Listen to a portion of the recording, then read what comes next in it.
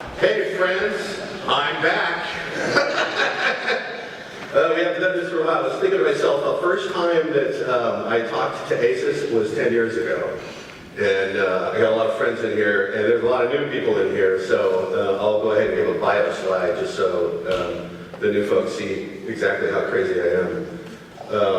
I was having some conversations yesterday, and I found out this is Mike Almvig's 50th ACCIS. Where's Mike? Is he here? There he is. 50 of them. And Marty's pretty close too.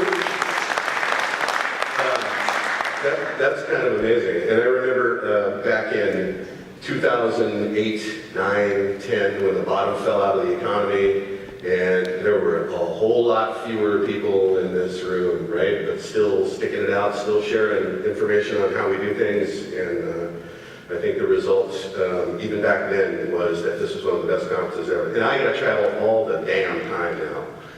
I would rather be here than any other places I go. So, let's get going. Title of this talk, oh wait. That's not it. Somehow that's not by the marketing people. Okay, so we're gonna talk about things that are going on. So, there's, I look at a lot of news. Who gets news blast? Holy, wow. Okay, so you've read a lot of the things that I'm going to show you. And, you know, if you think about this as open source intelligence, you know, we can start to tease trends out of here. Okay, so here's me, crazy guy. Yes, I am a drummer in a punk band in a blue-collar shipyard town. And I get vaccinated before we go play in some of the dives that we play in, because it's really that way, and I really prefer that way. And by the way, I'm going to stand down here and not up there, so that I can see this too, because otherwise it's in Panavision and it looks really weird. So yeah, I've done all that stuff, and I used to work at the Jet Propulsion Lab a long time ago doing satellite oceanography. So that's me getting into the Alvin to go to the bottom of the ocean and drive around in the mud. A long time ago. And note the hair. Was that cool? Okay, all right. So you are here. This is you. This is one of my favorite figures right here because this really drives home what local government does. So water purification, waste treatment, traffic management, communications for law enforcement, public safety. All these are considered to be critical sectors by the Department of Homeland Security. Right? So they divvy everything up into one of these critical sectors. And they will insist that this is a big private sector problem. Right? To them, the communication sector is AT&T. Okay? The communication sector that really has something to do with my life is 911. Okay? That's different. Everybody will say that records disclosure, the thing that's in the news all the time, that's the worst thing in the world, right? This is the thing that sucks all the air out of the news, and we're throwing people out for losing records. Okay, wow, that's really a bummer. But if you call 911 and it doesn't work when your kid's not breathing, you're not going to care about that credit card anymore. So, and some of you, counties, you guys do 911, you do elections, right? This is a big deal, and recently this is a super big deal. So, what I'm going to try and do is de-cyber all of this stuff. And those of you that know me well know that I really hate that word. But we're going to do that. We're going to de-cyber all of this, and we're going to talk more about outcomes that you want to avoid and the things that are trying to make those outcomes happen and what you can do about those things that are trying to make those outcomes happen, okay? So, meanwhile, you're doing this.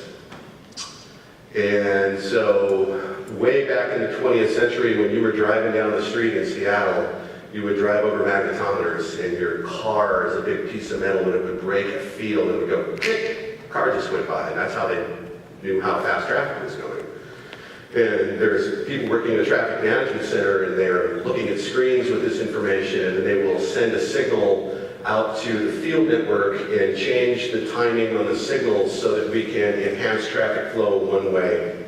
And today, as you're driving down the street in Seattle, the MAC address of your phone is being monitored as you go down the street, and that's how we're doing it. And that automatically feeds back into automated traffic management system that automates that signal timing. Wow, that's really cool. And as we do that, what we're doing is we're making our surface, right, the things where people can twist doorknobs and make bad things happen, get bigger and bigger and bigger. So we should probably think about how we're going to deploy all this stuff in a way that doesn't end up in disaster. And so as we go through here and think about the things that can make disaster happen, I'm going to show you a whole bunch of news. So you can probably see that I don't do these presentations super well in advance. That's today's news. But I do consume a lot of this stuff, so you're going to see it. So you've seen some of this probably already before if you get the news blast every day, and if you don't, this will be new. So, okay, we know this. We know that Sammamish got hit, and we know that Yarrow Point had something happen, and Jeff is here, and he knows that something from Burlington, there was something that happened, and we all know this thing happened, and so most of this stuff is what we call ransomware, right? Wow, the bad thing that happened was they got ransomware, right? No, they didn't get ransomware. We have stupid words for things. It's not ransomware. You were extorted. That's what it is. You had critical services disrupted, or you had key databases encrypted so you could not operate, and you were extorted. That's what happened, right? So wrap your head around that. And then you guys that are in the election business, you're getting hassled all the time. Thankfully, here in Washington State, we do elections by mail. So this isn't as relevant as it is in places like, the Deep South, where they have, Windows 2000 machines that run voting that are really horribly secure and can't be secured, and companies that refuse to secure them, and there's probably no conspiracy there at all. Okay, so let's talk about the actual outcomes to avoid and what they cost. Because if you start to have a conversation with your leadership, not about scary Russian cyber buffer overflow election meddling stuff, but what stuff costs, you start to have a much better conversation, and you start to get to the root of the problem. The root of the problem is financial loss or some other impact, okay? So I have briefed a lot of elected officials, right? Even senators, governors, stuff like that. And if you start talking to them about SQL injection, they don't hear you. But if you say dollar amounts of liability, and even better, gross negligence for not doing something about a foreseeable threat, then you have their attention. So these are the three things that go wrong. And you can fairly group all cyber into three bad outcomes. And if you start to talk about it this way, it really does become a better conversation to have, and you start moving the needle in the direction you want. So, untie this from technology and start thinking about what we want to avoid. So, unauthorized disclosure of protected records.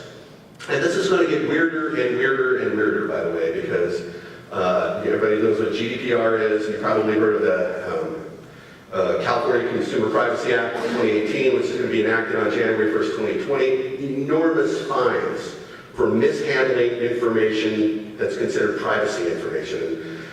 Somewhat absurdly, GDPR considers your IP address to be privacy information. Setting that aside, this is a trend that is going to continue. And you heard in here that the state of Washington is working on something equivalent, and there's probably going to end up being 50 of these until there's a federal one, and they'll probably back off on the fines. But there's going to be this really spongy period in there where records are really going to hit you hard. So, unauthorized disclosure of protected records. In today's world, setting aside those fines I was talking about, it's commonly, $200 a record from the Ponem Institute, and it's lower for the public sector. It's more like $100 a record.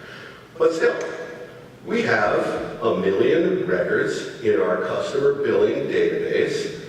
They meet the definition of personally identifiable information or personal financial information. And if it's $100 a record to clean them up, we have $100 million in potential liability. When you say we have $100 million in potential liability, you get attention. When you say Russians may steal, ransomware us, it's not going to work that well. Theft, okay? So theft and its pal extortion. We know exactly what this has cost around here. When somebody gets locked up for the purpose of extortion, we know what they've been paying when they pay. So we know that this is what this has cost around here. There are multiple millions of dollars that are coming out of the private sector here. These numbers are just what I know has happened in our region. So, records disclosure, theft and extortion, and service disruption. And sometimes these things go together, right? Service disruption for the purpose of extortion. I would challenge anybody to give me something that didn't fall into one of these three buckets as an outcome that you would want to avoid from the big cyber, okay? So this disruption, if you lose business continuity and you're in business, you probably have a really good idea of the dollar amount per minute you're gonna lose, right? To you, it's different. Yes, there's a dollar amount that you're not going to be able to take in because your billing systems don't work or something like that. But think about disrupting things like 911, for example, or communication systems for law enforcement, or water purification, right? If I get another letter from a credit card company, I throw it in the trash. If my toilet won't flush for 3 days, it's a disaster. There's a big difference, okay? So service disruption really is what we're looking at as the biggest bad thing that can happen to this group of people right here. This is an interesting graph.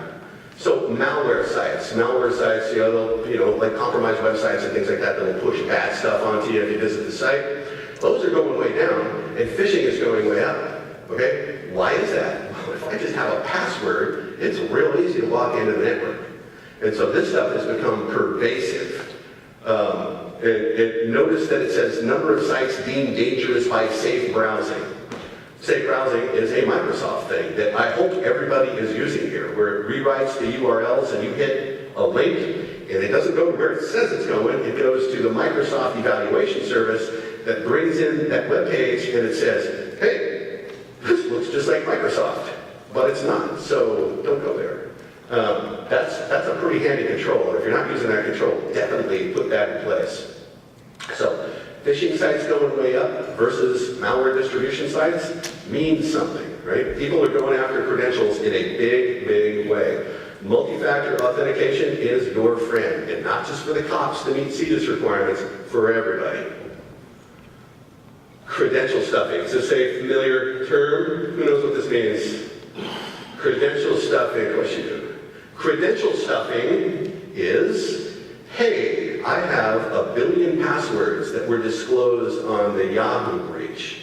And I see that this person had a Yahoo account and they work for this place over here. Let's see if they use the same, oh my God, they did. We're in. That's credential stuffing. And interesting story, this has been weaponized in the following way. We saw this recently. So a large school district in the Pacific Northwest calls up and said, we are under password guessing attack like crazy here. Can you help us figure out what this is? And so, yeah, people were getting locked out of the network and they were just hurling passwords trying to get into this thing. And it turned out that all of the password attempts were coming from compromised home routers, and the brand is MikroTik in Brazil. Okay? So, crappy home technology that nobody maintains or nobody changes their credentials on, or it's got some kind of vulnerability, gets taken over and it gets weaponized, you know? And you've probably heard of these big botnets like, you know, Mirai, right? The IoT botnet. Hang a camera on there before you get a chance to take the password. Somebody else owns it. I mean, it takes really like 2 minutes. Interestingly, and this would be a good little experiment, and I know there's some pretty tech people in the room. If you just hang an SSH server out on the other side of your firewall, and you just expose port 22 to the internet, the password guessing will start in 2 minutes. You can see it happen.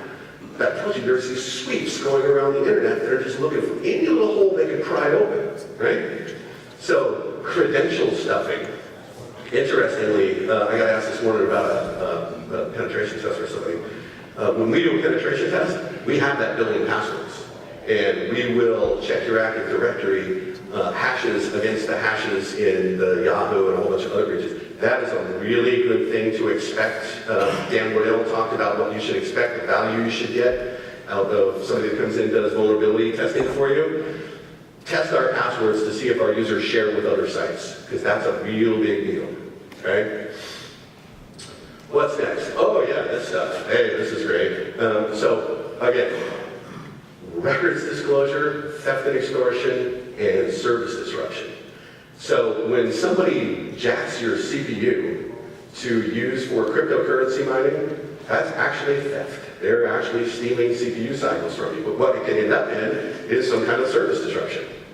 And the reason they're doing this is because the value of cryptocurrency, Bitcoin, think Bitcoin, because the value has dropped, it now costs more in power to generate one Bitcoin than it's worth, right? So what they're doing is they're using your power and your CPU here.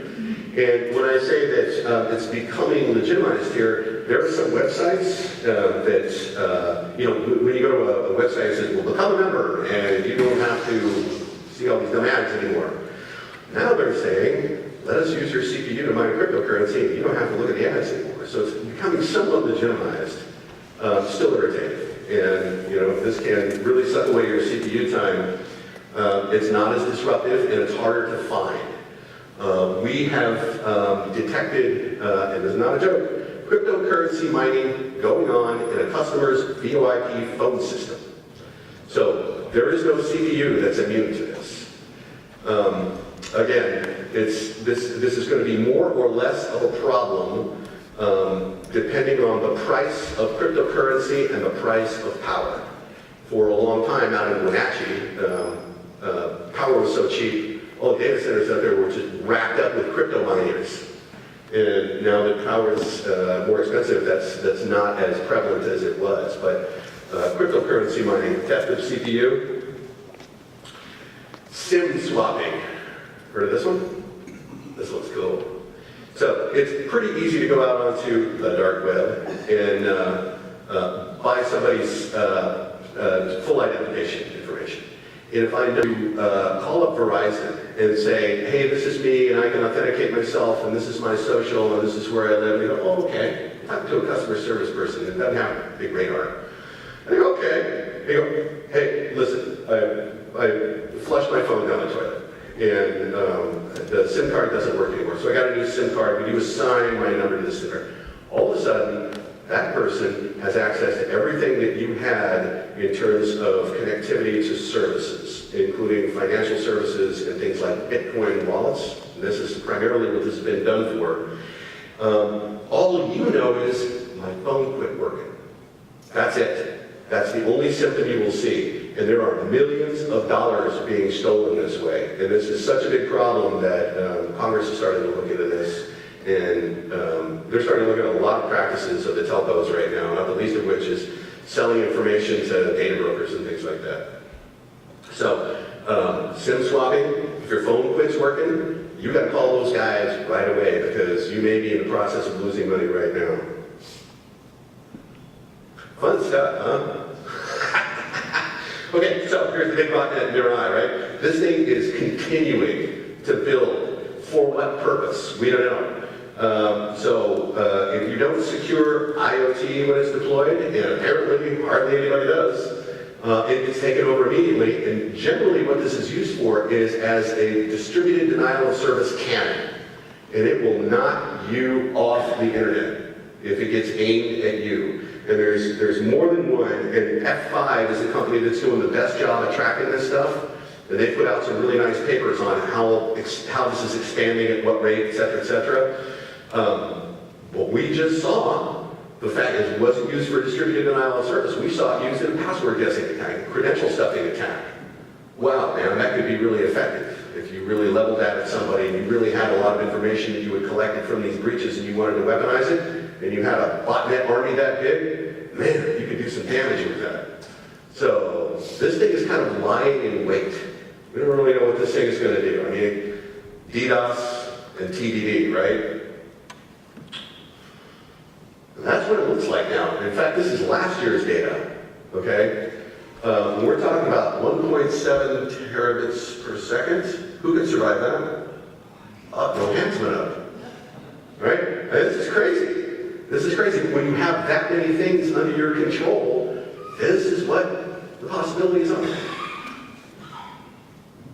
Okay, all right, this one's cool too. So you may not have anything to do with nation-state activity, or you may not think you do, all right? So there were these two back-to-back things that happened, right? And we give stupid names to these things. And the first one was called WannaCry, and it was a global ransomware attack, okay? Organized crime did it, right? No. Now we know that that was the country of North Korea intentionally using ransomware to steal money. And by the way, they are stealing money from banks like crazy, right? In the millions of dollars at a time. So that was actually a nation-state act of theft. The one that came right after that, we call not Petya, because there was a piece of malware called Petya, and the malware that did this one looked like it, but they found significant differences in it. And now we know that was the Russians. And now we know that they were poking the economy of Ukraine. And the way that they did it was they got in through a tax preparation software company in Ukraine. And when they pulled the trigger, anybody that had anything to do with that tax preparation software company, and that includes third and fourth parties down the food chain, all got smacked real big. And they made it look like it was organized crime. But it wasn't. So there are two examples right there of nation-state activity false flagging as organized crime. Now the collateral damage that happened from this, Maersk, the shipper, went down for 3 weeks, cost them $300 million. Merck, the drug manufacturer, pretty much an equivalent amount. Nuance, right around the corner from our offices in Seattle, they do medical transcription. They stopped working, and that means all the hospitals that use them for medical transcription had to fall back to number 2 pencil and paper. Have you ever seen a doctor's handwriting? That was high impact, okay? Now, Mondelez, okay, that's a grocery store in the EU, a bunch of countries. Mondelez, and this is kind of a sidebar here, but Mondelez went to their insurance company and said, hey, we're insured for this kind of thing, right? And the insurance company said, no, that was an act of war, that doesn't count. So, take home here is, through no action of your own, through third or fourth parties, you can be collateral damage and sustain a high amount of financial impact here coming out of the blue, just because of who you do business with and who they do business with, and nation states that are going crazy right now. Okay, so to follow that, I want to focus on these two things right here. And so this is Mike's conspiracy theory stuff. All right. So I don't know if you've heard of Norsk Hydro, was an aluminum and power producing company in Norway, and they got hit with what looked like ransomware, right? Extortionware, and they were unable to operate. Interestingly, their power facility kept going no problem. It was their aluminum production that stopped. Okay. All right? Now, we've seen nation-states false flag, trying to look like organized crime. What country produces a lot of aluminum? Russia. Yeah. Interesting, huh? So, conspiracy theory-wise, maybe this is that country taking out the competitors of its company businesses. Right? They're back in business now, but they lost a lot of money. The other ones, and this happened just recently, hackers published a whole bunch of data on Department of Justice officials, U.S. Marshals, Secret Service, a whole bunch of agencies, right? And interestingly, right after that, they basically had a press conference to say, here's how we did this, right? And it was all done over encrypted chat, right? And they had a bunch of reasons for this, and yeah, we're just trying to monetize this, and we're going to put it out there to sell, et cetera, et cetera, et cetera. And, you know, I think to myself, this doesn't sound like a criminal act to me. I wonder who it could be that has a bone to pick with the Department of Justice and has some experience in using records stolen by hackers. I don't know. I'm just saying, you know, coincidence, causality, you know, you tell me. Okay, moving on. So, artificial intelligence. Everybody's trying to sell you artificial intelligence. One of our taglines is intelligence that's more than artificial. Unfortunately, the bad guys are weaponizing this stuff really quickly, right? So when we talk about things like phishing sites that are going way up, and we talk about credential stuffing and the importance of passwords and these credentials and the ease with which we can walk into your network. We have this kind of thing. If I'm going to target an attack and phish somebody, this is the kind of stuff they're putting to work to do that. And who are your associations? Who do you report to? What's the reporting structure? What's the org chart look like in your company, right? So if I get something, my salespeople get something, sometimes it comes from me, right? They figure out what the reporting structure is. They know who the person is that's authoritative enough to be able to compel someone to, make some action that has financial impact. So the AI guys out there, let's remember, organized crime is incredibly well funded. They have coding competitions and they have conferences just like this, not in the US. But yeah, they are weaponizing AI and they are going to get better and better and better and more surgical at sending in that bait to exactly the right person that they think is going to react. And you're going to end up with records disclosure, theft and extortion, or service disruption. Okay. So third parties, man, you can't trust them. This is all of these, Target, Sonic, Deloitte, these were all the result of some other third party, not them. Target was an HVAC vendor.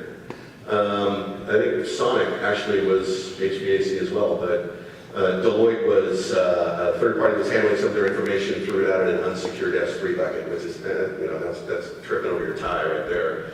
But here's the interesting thing. So these regulatory agencies right here, and soon to be more, are expanding their purview through the rulemaking process so that they're reaching out and grabbing third parties, okay? So Health and Human Services adjudicates HIPAA, Health Insurance Portability and Accountability Act, right? Now they say if you are a service provider to a covered entity, a hospital, you can be audited against HIPAA yourself, okay? That's us.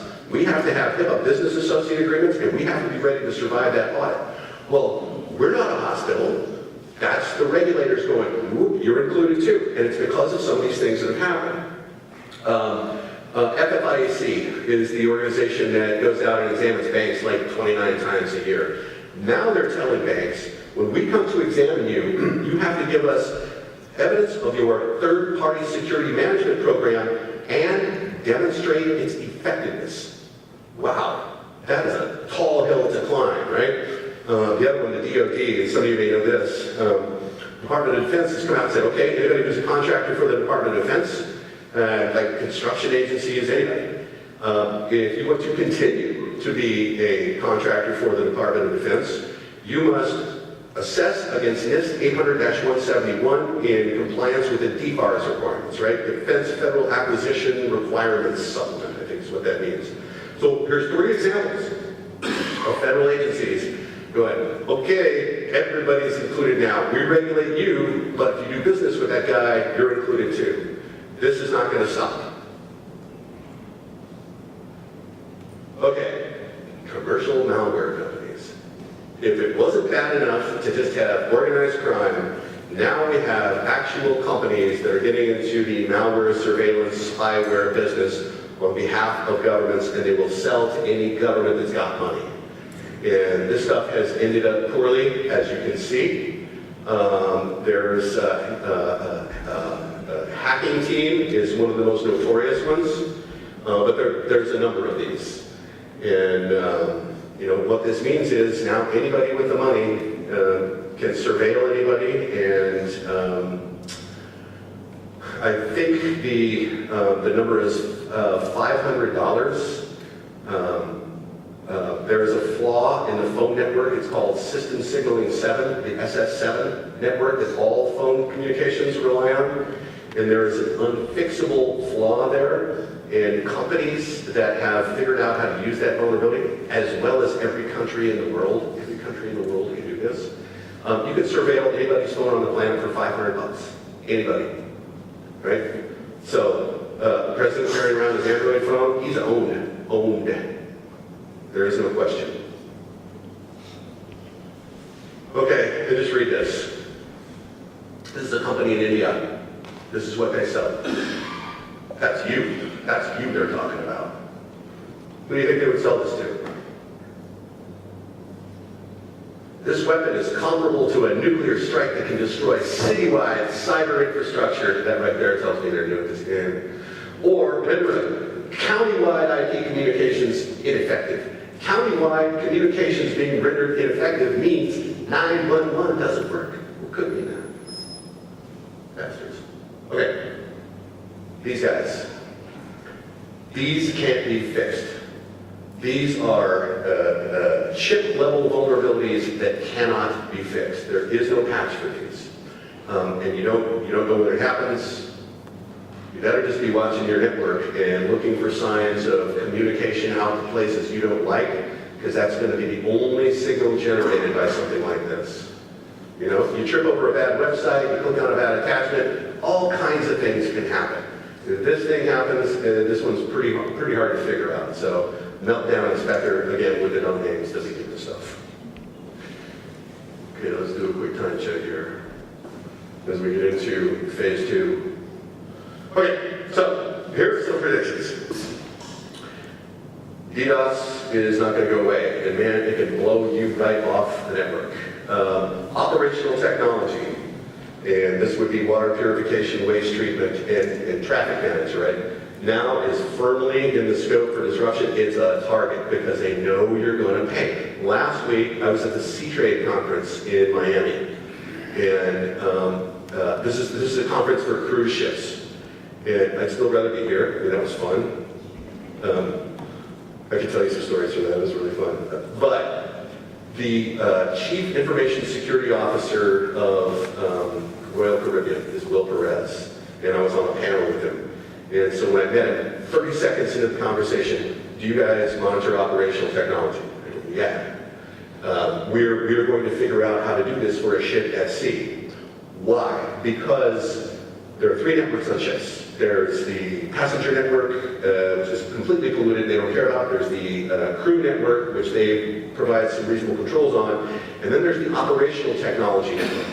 If you were going to extort a cruise line, you lock up that OT so the rudder won't move, or the boiler doesn't work, or the water purification system that makes drinking water out of seawater won't work, and they are going to pay whatever $1 million figure you want to come up with, and they'll do it immediately so that they can get back on their way, and they can keep it quiet.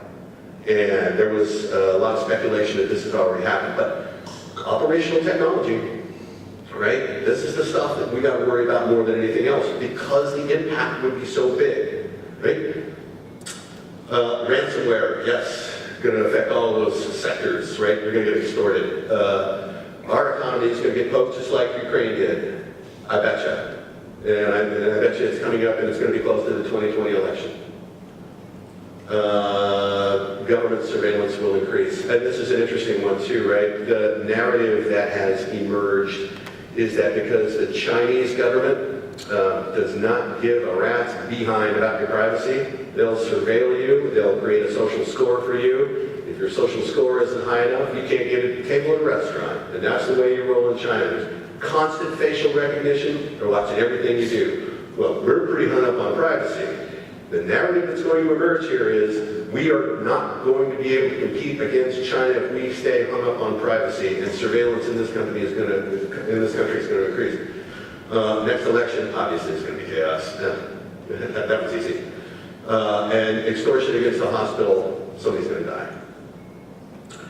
Okay, but on the upside, we're starting to change this conversation, and we're starting to talk about risk instead of scary cyber Russian buffer overflow, all right? And dollar amounts of liability, and when you get executives' attention that way, you start to move the needle in the right direction. Otherwise, you're going to flail against all this damn technology that they're telling you to throw on the network all the time.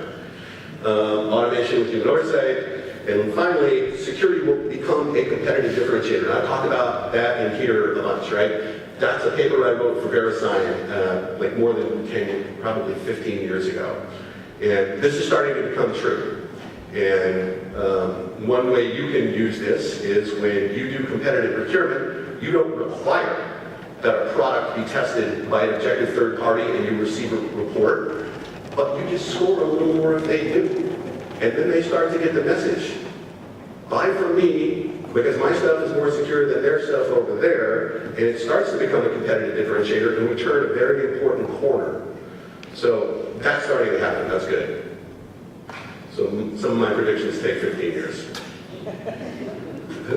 Okay, so, all right, everybody's a little burned out with FUD, right?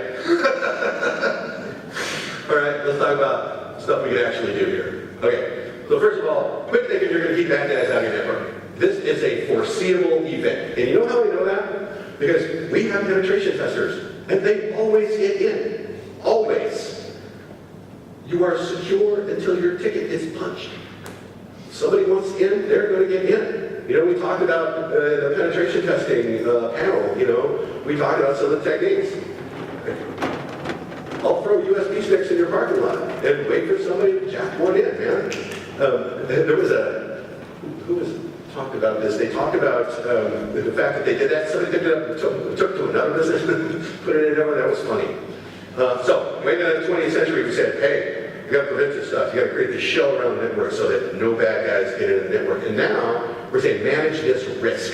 Okay? So let's talk about what risk means, right? And how to think about this. Okay? So that is the simplest expression for risk you can have. Okay? It is the product of the likelihood of a bad outcome multiplied by the impact there. Well, what's a bad outcome? It's records disclosure, theft and extortion, and service disruption. That's it. Okay? This becomes really easy when you start to package it that way. All right? And what's the impact of that stuff? Well, we talked about the dollar amount that can be assigned to those things. And you can start to figure that stuff out. And you can start to say, our risk in terms of dollar amount of liability is this. That is a much better conversation to have. Right? So, and the thing is, there are ways to buy down both sides of that equation. Not both sides, but both terms of that equation. Okay? So if I want to buy down the likelihood of a bad thing happening, I add preventive controls. Some of that's technology, firewall, URL filter, email security, antivirus. Those are all preventive controls. They're designed to make things not happen, right? Right? How about security awareness training? How about vulnerability management? All those are designed to make things not happen. But then you're left with the impact term, okay? I can get that likelihood of extortion against my customer database down to 10%. So if I have $100 million in liability, I still have $10 million in liability. Okay, that's the impact term. How do you buy down that impact term? Through detection and response. Something landed on my network, but we caught it so quick. We put out that little fire before we actually had the actual outcome that we want to avoid happening. Okay, does that make sense? Okay. All right, so your preventive controls, here's detection. Everybody's got probably an IDS system, right? Look at me, something's going on. Look at me. You might have a fire eye going, hey. Really should look at me. Like Target really should have looked at their fire eye and saying, hey, you got something going on here, right? They had every opportunity in the world to put out that little fire before their house burned down. Security, information, and event management. The dreaded correlation engine. That thing, all of these things, frankly, are talking to you all the time. And so that's why human investigators are on the list, because somebody's got to deal with all of this stuff that's trying to tell you, because with a good deal of authority, I can tell you that 99% of what these things tell you is nothing, right? And it's that 1% that you got to tease out of there. Okay, but maybe this artificial intelligence and machine learning and characterizing what's normal behavior on the network and then sending up a flag every time there's an aberration, maybe that's going to help. But what I have heard in talking to people, and I'd be interested to hear somebody tell me something differently, is that when you implement these new technologies, and there's more, AI and ML, they become commoditized a bit. We use something called the XPack, which is, it's just machine learning built in. But there's SOAR, security orchestration, automation, and response, right? So that you've got playbooks, and you say, if this thing happens, then I want you to take this action, and it will automate that.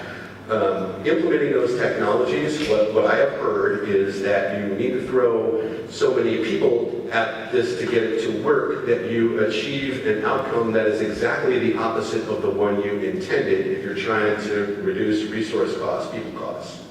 So, but I think eventually this is going to get there. Okay, so detection and response, yes, this is a gap. This is what my marketing people made me do. I think Carol said it was like 190 days or something like that. 205 is what we heard from the Secret Service. It's interesting, 69% of victims are notified by a third party, which is usually the FBI. Right? So, think about this. The impact of a compromise on your network can be the help desk cleaned up a workstation.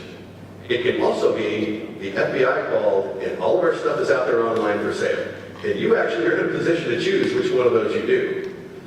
I would really focus on that detection and response. Everybody's got their preventive controls, but and this is really an emerging narrative in security too, right? Everybody is really focused on prevention. You got to focus on kicking them out, right? There is no way to keep them out. You are secure until your ticket is punched. The point there, I think, is that information technology, once you acquire it, if it doesn't continue to improve, you cannot have a level of prevention that is just at the time of life. While if you're constantly detecting, you are moving in the future to improve how you understand whatever the problem. I agree. And if you hold your questions to the end so that somebody can give you a microphone, everybody can hear you.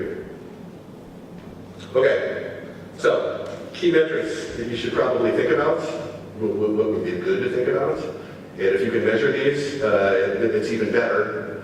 The time from initial compromise to detection, right? And how long it takes you to recover from that. And some of those is known as the dwell time. That dwell time is that 205 number there, right? This is interesting. Look at the relationship between minimizing the dwell time, the badness in the network, and what it ends up costing. I think, that's a pretty obvious relationship. It would be.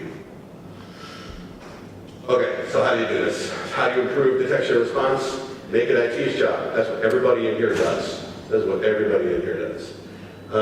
You can federate incident response across the agencies or departments in your jurisdiction, which is a really good thing to do. If there was one go-to person in every one of your departments that you needed to tap on the shoulder and go, hey, there's a fire, pull the wire, right? All of a sudden that happens much more quickly. The help desk can clean stuff up over the wire.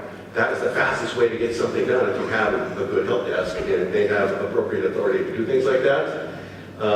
Interns, okay, if you're going to have somebody, put them in front of logs and make them look and investigate until their eyes bleed, interns are really good at that. Or you can outsource it, right? So, but you got to improve this ability to kick the bad guys out once they get in. Okay, so risk-based choices that you can make. So, background noise versus targeting, all right? So you've seen these news stories that say, city of X, we get 1 million attacks a day. No, you don't. No, you do not. That is the background noise of the internet. That's that hanging out port 22 SSH server out there and password guessing starting in 2 minutes. That's what that is. It's not personal. It's not directed at you, okay?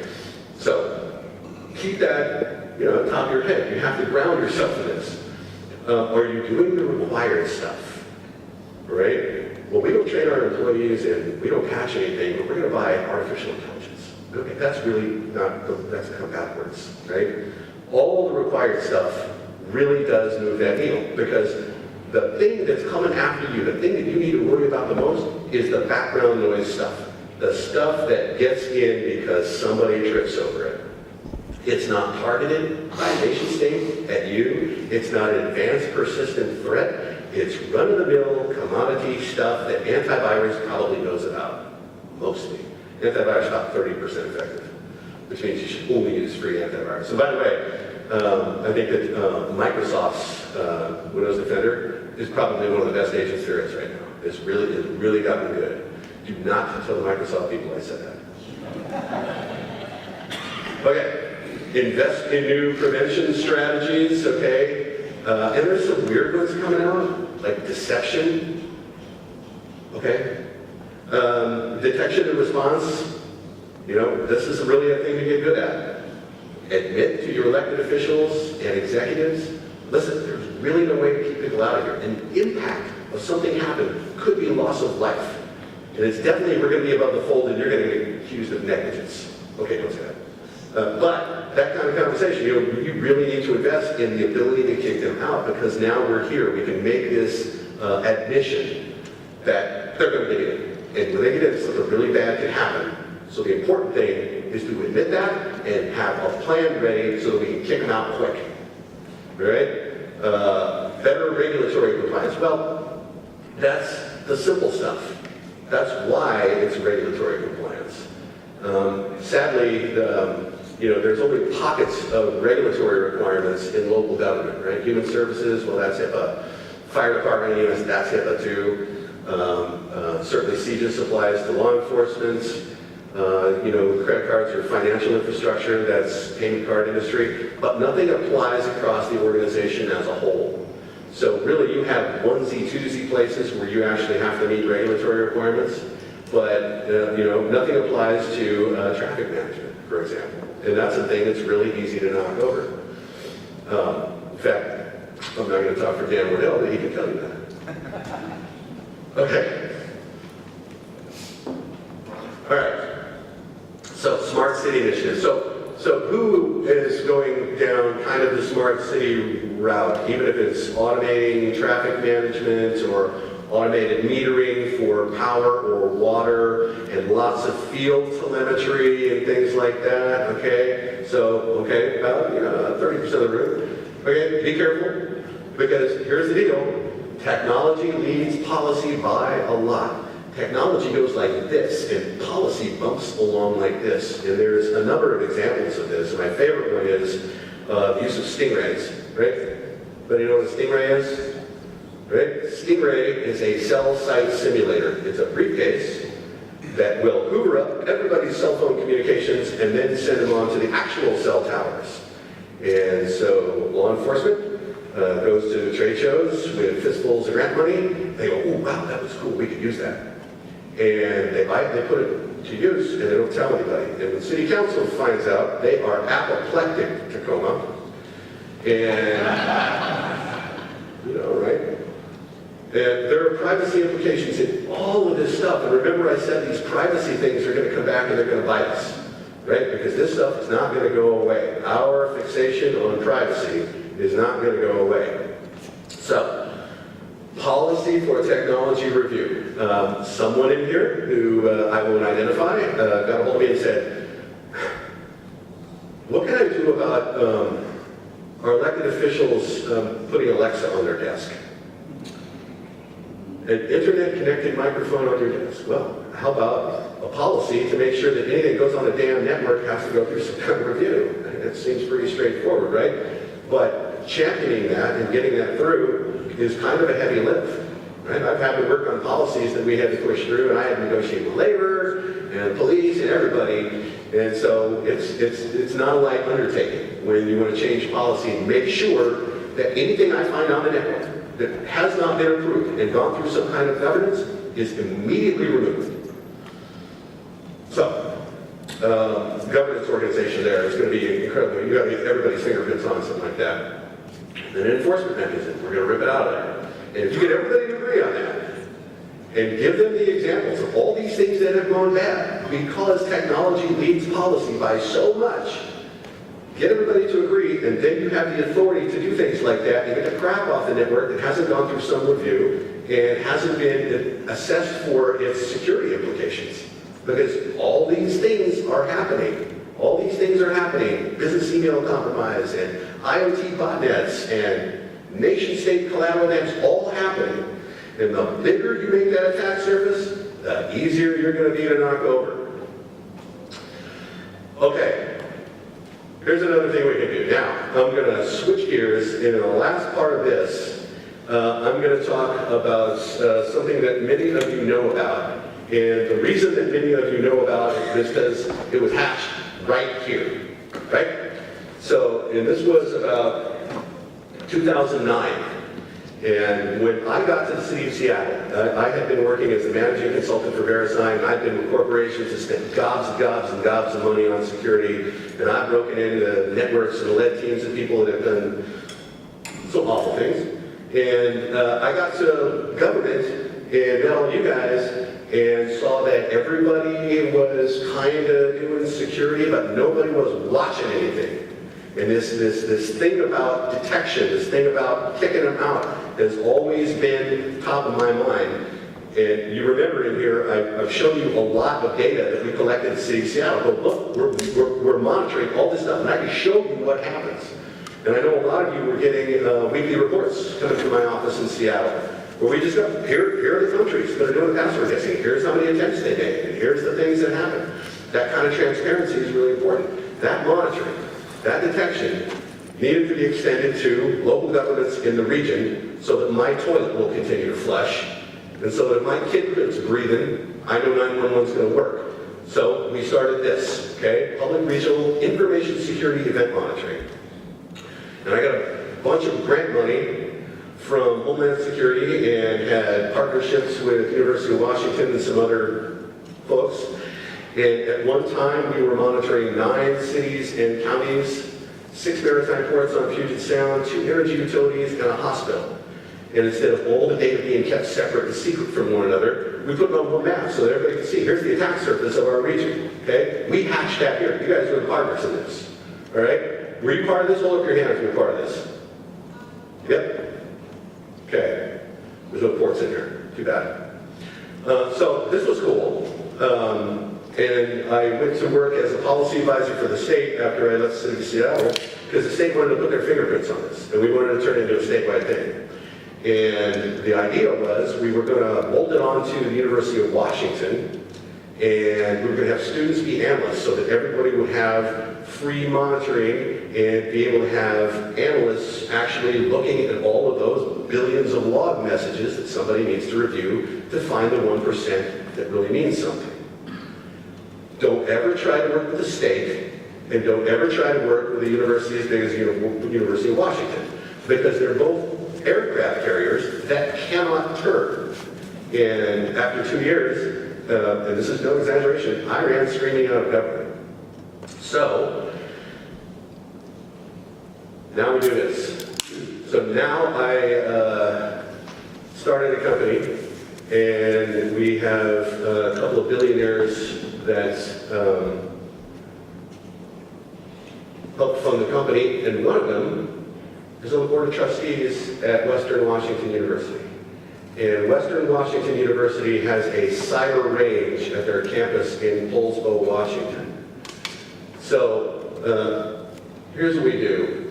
So the strikeouts here means this is the things that the PICES system, so PICES, Public Infrastructure Security Collaboration and Exchange System.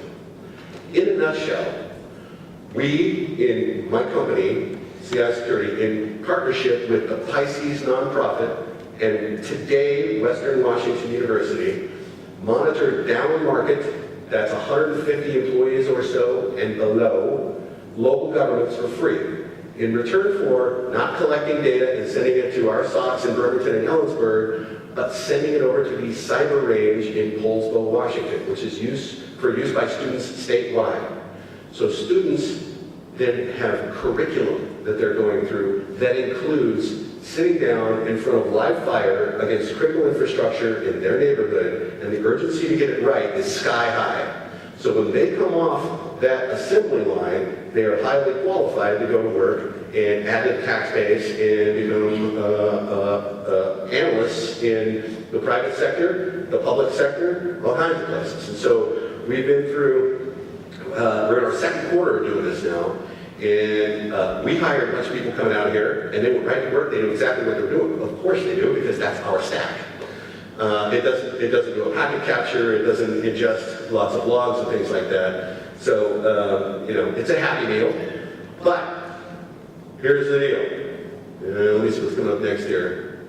Okay, so this is part of the research that's done. We had a workshop on April 5th out in Ellensburg at Central Washington University. And there are now 3 more schools that want to take up the PICES curriculum. Western Washington was there and said, here's the curriculum, you can have it. Okay? So what they need to do is create coursework around this, and this is going to take them a little bit of time.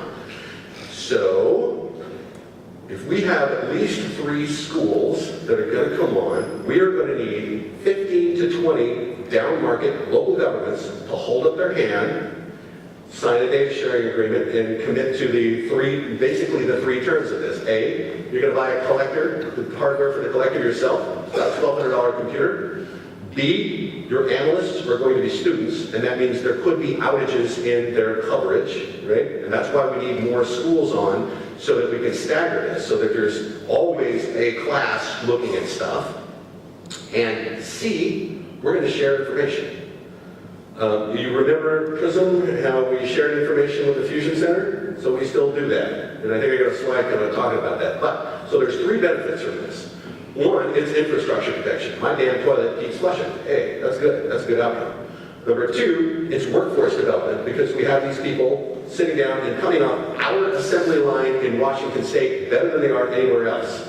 And that's not according to me. That's according to Homeland Security and the Deputy Secretary that came out and met us and really liked this idea. And then 3 is research. And so here is a poster done by one of the initial classmates in the first cohort. It's a guy named Carl, and Carl works for us now. He actually runs our Ellensburg SOC. Here he was talking about the data that they had analyzed and some of the findings, et cetera, et cetera, et cetera. And you don't need to read all this stuff. But there was a poster competition, and there was a meeting in New Orleans, and they didn't have any funding to send in to New Orleans, so we rolled out the poster and sent the poster, and with nobody there to stand in front of it and explain it, it took a second. All right? So this is really interesting stuff going on. All right. All right. Who knows Lance? Okay. So Lance is the cyber analyst in Washington State Fusion Center. And he was, when I was still in Seattle, he was a Seattle Public Utilities employee, and we did a deal through some political jiu-jitsu and got him loaned to the police department, where he could be deployed to the Fusion Center at least a couple of days a week as the cyber analyst. And we were one of the first Fusion Centers to do that. So here's the deal. When the students, in fact, company 2, when the students find something bad on a customer network, okay? We gotta notify that customer. You have something to clean up, right? We've detected this thing. You gotta go pull the wire on this thing, you gotta re-image it, you gotta do whatever you do. You gotta preserve evidence, and here are instructions if you gotta do that, okay? We just handled the symptom. And out there somewhere, still that website that people are tripping over. Still that root cause out there. Or maybe it's malware sites, organized crime command and control running out of a domestic data center, for example, right? That goes to Lance. Hey Lance, this is what I mean by we're going to share information. We tell the Fusion Center, not necessarily telling them who the affected jurisdiction was, but telling what the offending site was, or the IP addresses involved, or whatever. And this stuff comes out in Lance's report every week. This stuff, PICES is giving you directly information right there. So this is how many touches that have been made since June 2013 when we started doing this with the original PRISM system, right? And 980 contacts. That's 980 bad things that got smacked down, making the internet a safer place. Okay? So we want to handle the symptom. Hey, you got to clean this up. Hey, Lance, go knock these guys down. That works really well. Okay. All right, so hopefully I'm going to leave some time for QA here, because crazy guy creates more questions than the answers. Okay, so You still don't have to run faster than an air. No kidding. You don't need to implement whiz-bang, AI, ML, nothing. You need to do the simple stuff. Because it's that simple stuff, that background noise, that's basically what's hitting you. Is it possible that, some really bad actor goes directly after you? Yeah, that's possible. How possible is that? Not very. There's a finite likelihood there. Service disruption. Okay, this is your biggest problem. This is the worst thing that can happen to you. So if you're going to prioritize things based on risk, right? Everybody talks about risk-based security. Understand what that risk means. It's the likelihood of a bad thing happening and the impact of that thing happening. And you have the opportunity to affect both terms there. Buy down the likelihood with prevention, buy down the impact with detection and response. Use these Microsoft controls with 065, for real. So if you get email from me every morning and it doesn't say, warning, this came from outside your domain, you need to turn that on. Why? Because people are going to send stuff in, making it look like it came from you or an elected official or an executive in your organization. And if it says, this came from outside the organization, even the users with really crappy radar are going to be able to read that and say, this is fake. Right? That's a super good control to put in place. What's the other one? The safe links. The safe links, the rewriting the URLs, is everybody doing this? This one is really super important because you saw phishing sites have really taken off, right? They're sucking all the air out of it. Well, those phishing sites, by and large, look just like Microsoft, don't they? Right? Hey, log into 365. Well, if there's a Microsoft filter that has to go through first because they've rewritten the links to this safe links business, it's going to say, this is not us. And even your users with really crappy radar are going to go, this is fake. Those are super important controls. Rapid response. Got to be able to put that fire out real quick. And I would add to that, too, implementing some kind of capability so that, and there are simple open source tools that if you use them the right way will do this, but preserve evidence. Because if you flatten the system and go, you may have destroyed evidence that could end up being important later. Because what the FBI does is they aggregate things. And if something goes and sweeps around and hits a lot of your jurisdictions, they aggregate all that in terms of dollar amount of loss, and it's got to hit their radar at a certain amount before they really take that out. So you don't want to destroy evidence. Hold your vendors to a security standard. That third-party stuff going on, you are threatened by everybody you do business with.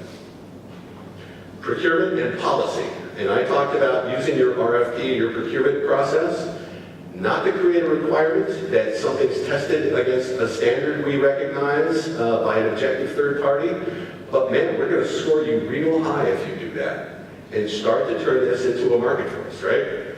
And if you got 150 employees or below, talk to me about ACCIS.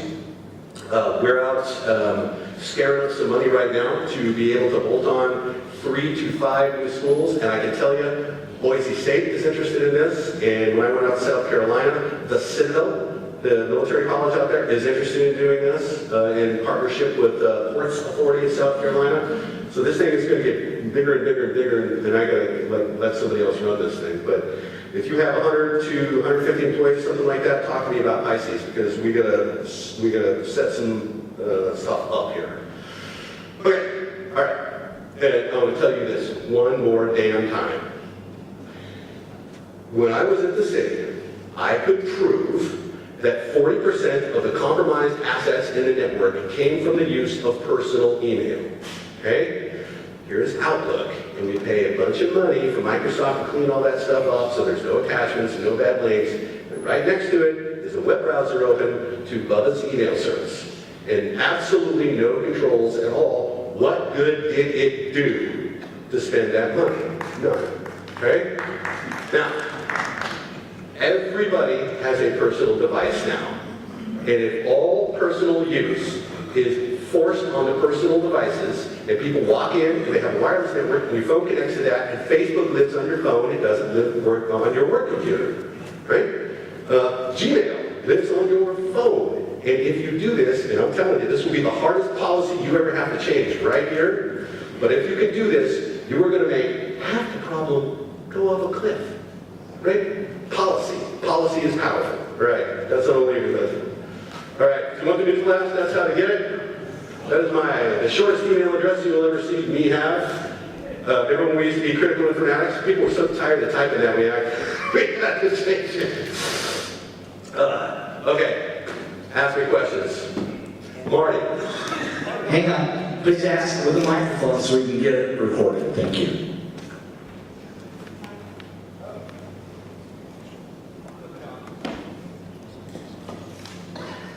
Mike, what is the percentage of ransomware, I'm losing my words here, under what circumstances do those under ransomware threat pay the ransom and then not receive the decryption keys? It turns out most of the times if you pay the ransom, you do get the keys, but not always. I'd say probably 10% of the time, and that's just like recollection from reading news articles. So, you got a 10% chance of not getting anything back, right? And everybody knows backups are your friend, right? You can't back up a SCADA system really that well, so that's kind of a different thing, but maybe 10% of the time you pay and you're still screwed. Yes? Can we participate in crises if we have 350 employees? No, and here's the reason why. Because I have to walk a very fine line in doing this. I want to do this for the public good and to create a workforce that differentiates our state, okay?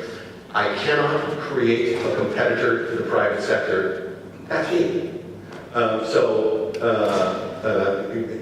don't want all kinds of companies crawling up my backside going, you're giving this away for free to everybody, and now we can't do business.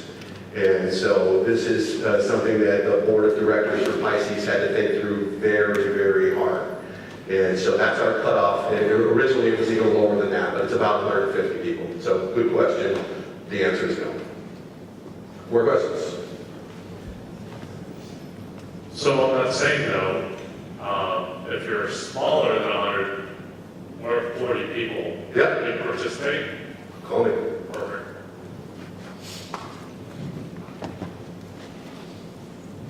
Hi, Mike. Those of us with constrained resources working in a government organization trying to balance our current existing security controls that we have in place, threat hunting seems to be all the rage these days. Mm-hmm. What are your thoughts about trying to balance that in conjunction with the current controls that most of us have in place already? Yeah, so people use different definitions for threat hunting.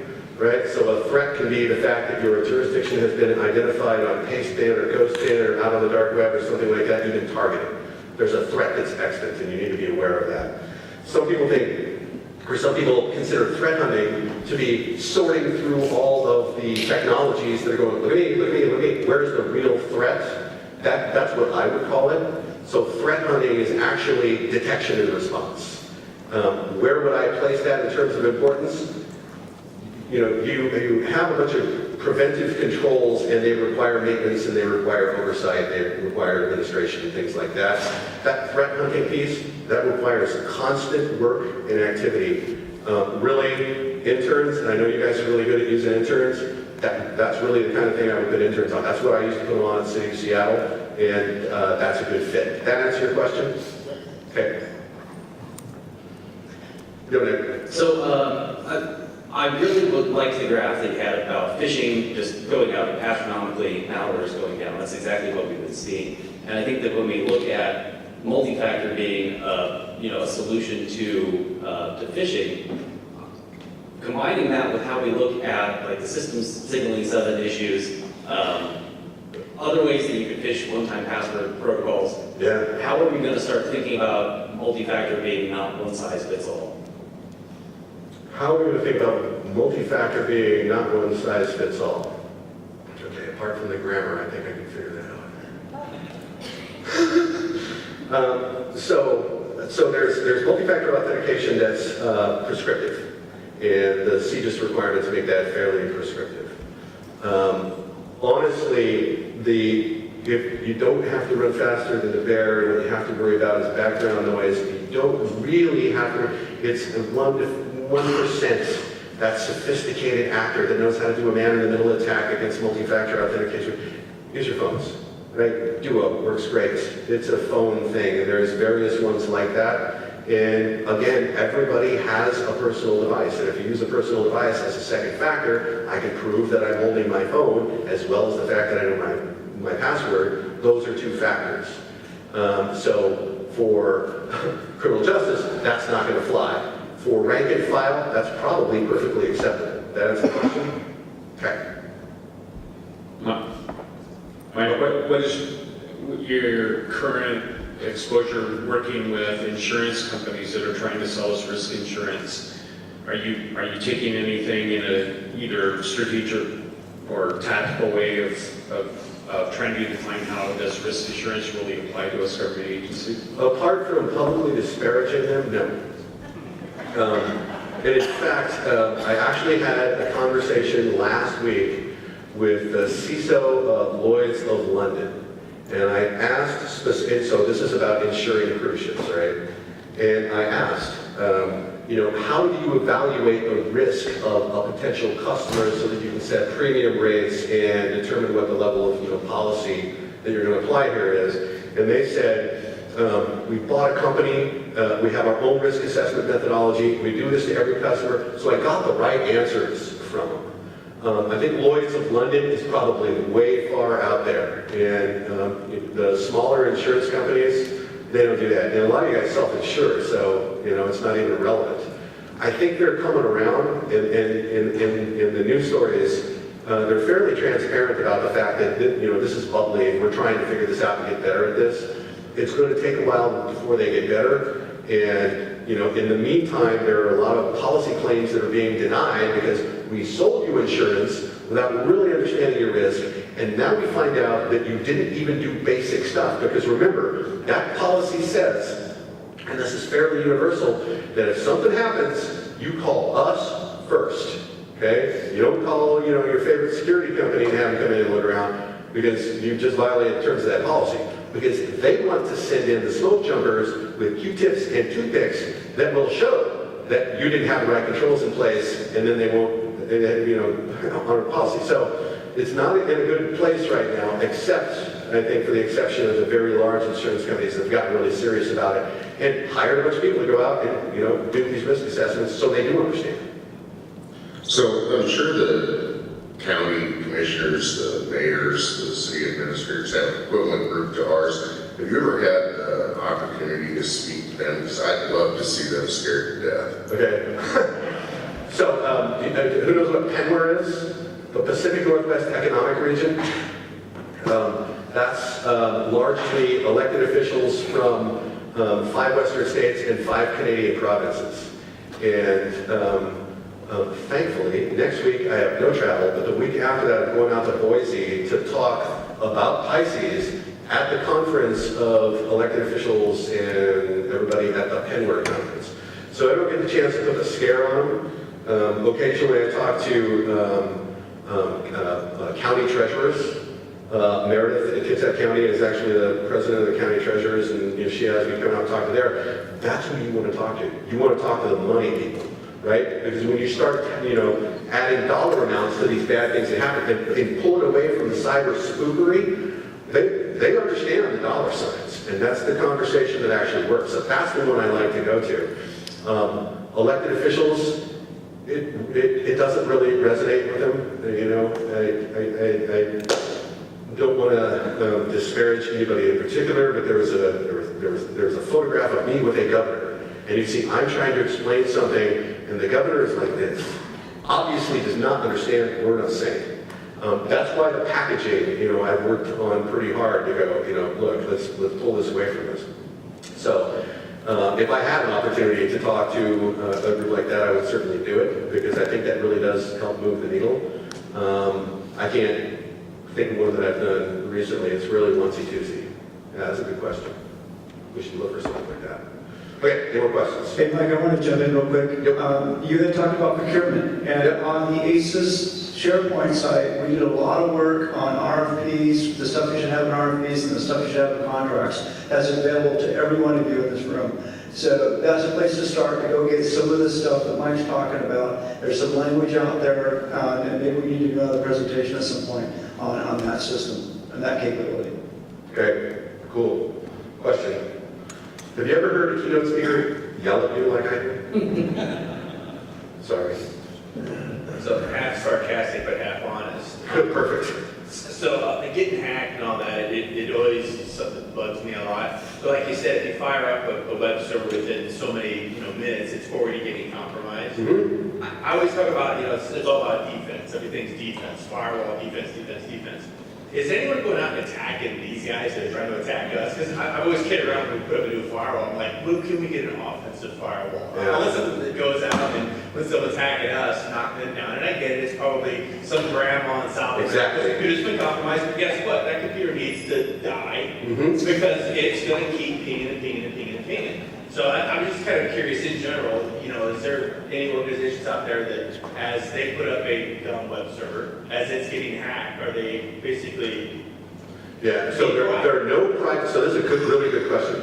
There are no private sector companies that do that because the liability is so high that nobody's lawyer would let them do this. The term for this is active response, the term that we've come up with for this. However, the United States government recently changed a policy that they call it now defend forward, right? And you've seen this stuff come up in the news blast a lot. We're not taking this line down as a country anymore. And all the chicanery going on with the nation states, we will absolutely smack back now. Now the definition of smack back might not even ever be imparted onto us. But as a country, we are doing that. Private sector companies, that's really a super good way to go out of business. That's a good question. Any more? Going. Gone. All right. We have one? No? Yes? Somebody? Okay, then seeing no hands, Michael, thank you very much.